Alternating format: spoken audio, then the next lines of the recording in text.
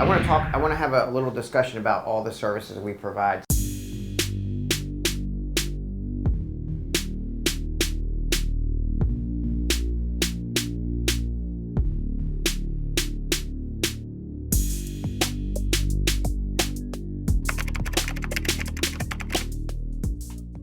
Who can tell me what we do? Because I want to see that you can fluently articulate it. It's for you to help people, or both. OBM. Yep. So let's talk about organizational behavior management. So right now we get paid by a company in Philly right now to consult.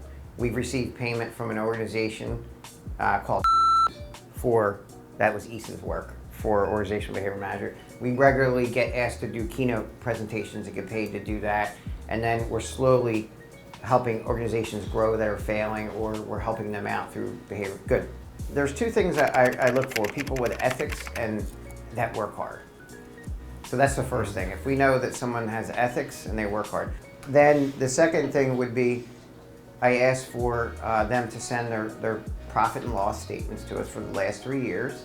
So that, and receiving good training from the right attorneys. So then I ask for their profit and loss. It'd be amazing how many companies don't even have books, good books, and they didn't file their taxes and they're in debt. Oh, gosh. And then at that point, there's multiple ways we can help the company. We can either say, we're going to give you our resources and money and intellectual capital and support and prevent that failure from occurring, or help you grow if they're stagnant and receive a percentage of your revenue, or we can receive a percentage of equity in the business or some combination of the two. So when it's sold, look, I'm not an expert in that area. I'll be honest with you. I'm not like a massive expert in all that, but we're taking over the world. Yeah, that's what we're working on. So if somebody has, I guess the third thing is really, besides ethics and the integrity and then the work ethic, would be, are they going to use behavioral science? Because if they're not going to use behavioral science, which is what runs through the fabric of everything we do, then it's probably not a good match. So you can see we rule out many companies if they're willing to use organizational performance management. So good. What else do we do? School consultation, the big one, right? RBT, and this is a good question. I wanted to see if anybody knows that there's someone in the southern office that regularly will test people with the RBT competency test. Do you know who it is? Nope. Oh, John King. John King. If you were able to help get someone through the task list of the RBT, and they took the modules that we have online, and you coach them to pass the exam, there's a written exam, and they need the competency assessment. If you're too busy to do it, John King, every Wednesday, he's available to test people. Important to know. And we created a checklist for that. Good. What else do we do? CEUs? Type 2 continuing education, and trust me, it's a real pain in the ass to keep the records straight, and they audit you like crazy, the board. So you have to be able to show proof of people signing in and out and so forth. Home service is a big one, so perform care and insurance funding.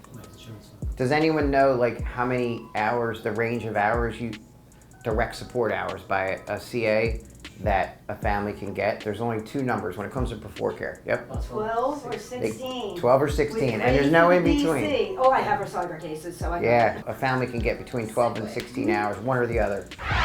Yeah, we certify people in safe and positive SPA, safe and positive. Are you looking on the website over there? Oh yeah. You ain't cheating, you ain't trying, right? And again, it's important that you're able to articulate good. when you're seeing a clinician, you're seeing a public school employee struggling by dragging someone by the arm, a learner, and they're like their shoulders hanging out of their socket.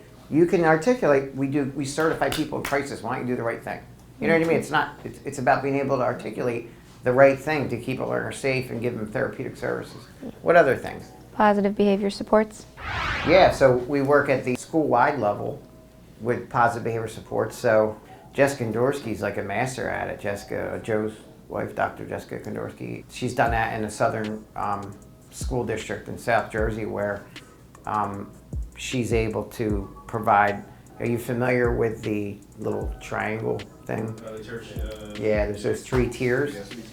So most most learners in school districts can be served through this, through good systems, good active supervision in schools and general class-wide plans, and then there's like an intermediate level which requires classroom-wide systems, and then there's a tertiary group, a really small 5% group in the positive behavior support model that require real individualized functional behavior assessments and stuff like what you do. You guys end up getting that 5%, but we also provide it to the whole school, across schools. Good.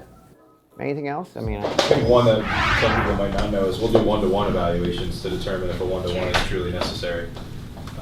You would help explain how we do it, because this is good for you to know. So you can actually, so for example, I recently did one which is a little unorthodox because it was simply about prompting and motivation as opposed to any problem behavior. So I'll talk about the problem behavior one. But you can actually take data on problem behaviors that occur with and without the one-to-one present. So you can withdraw the one-to-one, track problem behavior, track participation in the classroom, maybe whatever the variables you're going to be looking at for that individual.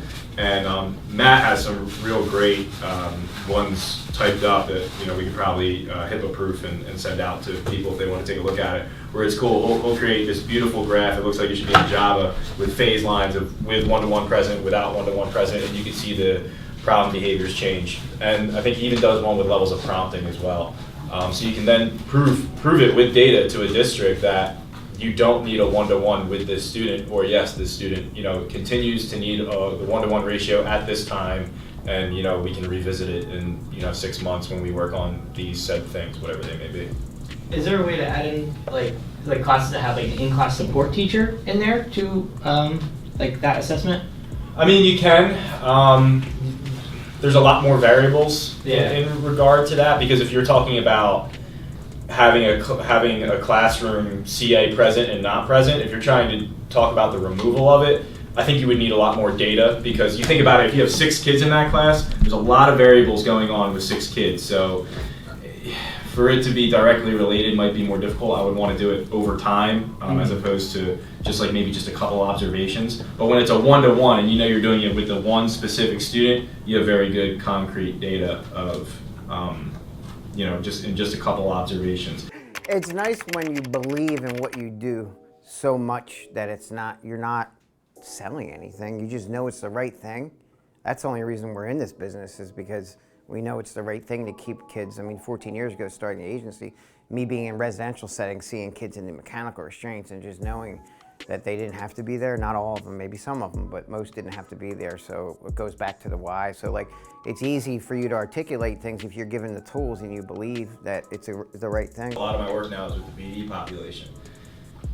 It's obviously ABA, but you're kind of doing it in a little bit different of a style than what a lot of people are used to in self-contained autism classrooms. So when I'm being asked for a clinical associate for a BD classroom, I'll truly look at the skill sets of our clinical associates. Just like we say, we want to line you guys up with your skill sets. There's no way, I'll tell you, there is no way in hell I'm doing a VB map tomorrow. No way, because it would be garbage, because I'm not trained to do it. I would refer somebody else to it. The same way, I don't want to put one of my CAs in a situation where they're going to fail. So I had a director reach out to me recently and say, I'm interested in possibly having a CA for this classroom. And it was a middle school BD classroom. And I flat out told her, you know what, right now, I don't have a person that fits the mold for that. Because I don't need to sell our service, and I'm also not going to give you something that I know isn't going to be solid quality. And it's nothing against the people who were, in our sub pool and maybe looking for a position at this time, but I didn't want to set them up for failure, because one, they're going to dread coming to work every day if it's not something in their wheelhouse or it's not their niche. It's not sustainable, and then I'm setting people up for failure. The more you say no and that you can't provide something, the more the more they want you. It's so ridiculous. I tell Matt this all the time. Like, the more you say no, I don't know if it's creating an EO or what it is, but not all the time, but a lot of the time, the more you say no, the more people want you. Any other services that we provide? There are, I think. That's the big one, Pierre. What's the big one? The limo. That might not be at all. The longest one. Movement matters is a big one too. I mean, it's kind of goes in with those things, but especially here you go. I'll help Mark Bradley out with the kids with summertime when ESY ends and everything. I'm sure Mark's going to be doing some movement matters sort of thing. So a lot of times we can look to the hours to perform care and stuff, and we obviously have our CAs there to support. they're socializing, they're exercising. It works out beautifully. So keep a lookout for Mark. I'm sure he'll be sending you something at some point.